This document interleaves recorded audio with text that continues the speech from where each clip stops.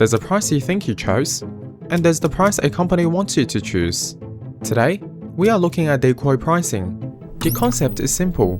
To entice you to pay more, companies introduce a decoy option, one that isn't designed to be bought. Starting with the most classic example of coffees: small, medium, large.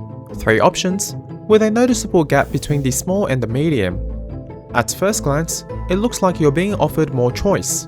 In reality though, one option exists purely to influence how the others feel. The medium isn't there to be bought. It is there to make the large feel like a bargain.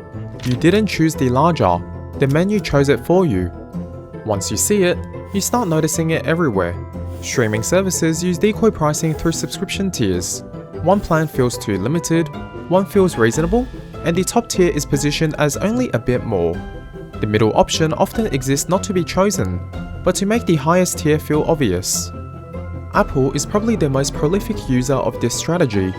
Interestingly, they sometimes apply it in reverse. Take iCloud storage. There is a large price gap between the 200GB and the 2TB plans, which makes the 200GB option feel cheap by comparison. Customers who need more than 200GB don't really have a choice, but customers considering lower tiers may be drawn towards the 200GB because of how it's positioned. This is not to say Apple does not employ classic price decoys too. They use it extensively with iPhone storage. The lower storage tier is often priced high relative to its limited capacity. It's not the option Apple wants most people to buy. The mid-tier model typically offers double the storage for a disproportionately smaller price increase than the jump from the base model, making it appear as the most sensible and valuable choice. Why does this work? Because humans don't evaluate value in absolute terms, we evaluate relative differences. Decoy pricing removes the need to think. It simplifies the decision by quietly steering it.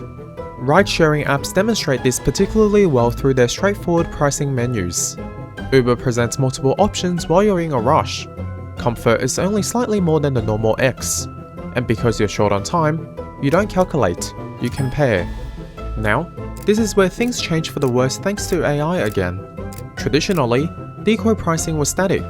Companies designed one menu, and everyone saw the same options. In our last video, we talked about dynamic pricing, where AI allows companies to test, adapt, and personalize prices. Combined with decoy pricing, this goes even further. Instead of just changing the number, companies can run psychological experiments on the choices themselves. Different tiers, different gaps, different best value options, all based on what a system thinks you're likely to pay. Your device, your location, your past purchases, even how quickly you usually decide. So the next time a price feels like a no-brainer, ask yourself why that option was placed there in the first place. Because in many cases, the decision was made long before you ever saw the price tag. Have you ever noticed suspicious pricing in the wild? Share your story in the comments below.